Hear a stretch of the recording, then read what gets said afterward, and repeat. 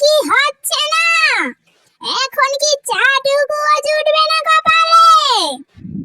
কি রে মহারানী, ঘুম ভেঙেছে? বাড়ির কাজগুলো কে করবে? তাড়াতাড়ি এদিকে আয়। বলেন, কিছু কি লাগবে? চা বানিয়ে এনে দেব। এতক্ষণ কোথায় ছিলে? কানে কি তালা লাগানো? আসলে মা, একটু অসুস্থ ছিলাম তো, তাই উঠতে পারিনি।